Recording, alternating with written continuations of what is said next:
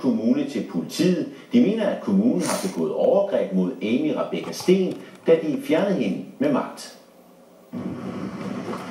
Torsdag kl. 15 dukkede 3 medarbejdere fra Næstved Kommune op hos Amys plejeforældre.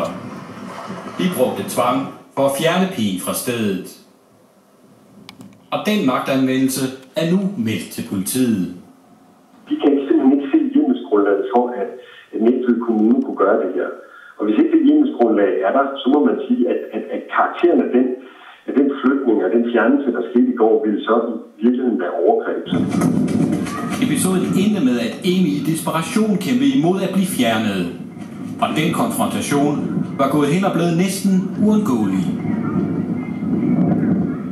Det, der er den grundlæggende konfrontation her, det er, at kommunen til synligheden mener, at det for Amy er at komme et andet sted hen hos plejefamilien. Og det kan jeg ikke udtale mig om, hvorvidt det er det bedste for Amy, men Amy synes i hvert fald ikke, det er det bedste. Nu bliver Amy så anbragt på en institution. Den kan bedst opfylde hendes behov, mener kommunen. Nogle gange skal man jo også være opmærksom på, at selve processen kan påvirke, hvad der er den bedste løsning i virkeligheden, når det kommer til stykket, uanset hvad der så kan være faglige overvejelser indledningsvis i sådan en sag. Og det var nødvendigt at bruge tvang, sådan siger Næstved-borgmester Carsten Rasmussen, efter at han har set videoen, der viser, hvordan Amy blev fjernet. Og vi skal advare mod billederne, der kan virke ret voldsomme. Videoen her dokumenterer, hvad der var, der skete inde i plejeforældrenes hus.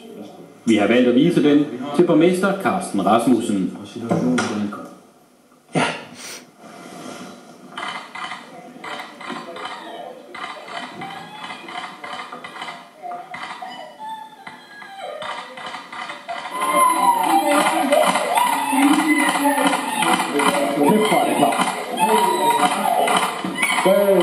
Er det rigtigt? Er det okay at nive hende? Må man gerne nive hende, eller hvad? Er det i orden? Hvad mener du?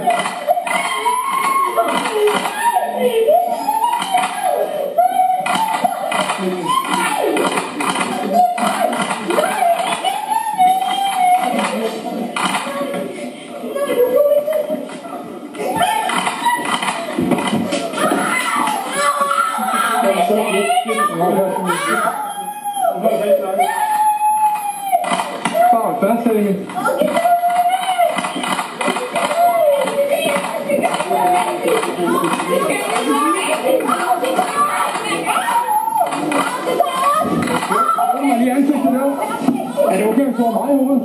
Er det okay at slå mig? Det vil jeg da gøre noget ved. Nej, det er godt med det. Hvad fanden sker der, mand? Hvor kæft, hvor er det noget svineri. Jeg kan ikke gøre noget. Hvor kæft, hvor er det noget svineri. Bakterien, vis hvor stærk du er. Ja, Carsten Rasmussen, hvad siger du til det, du lige har set?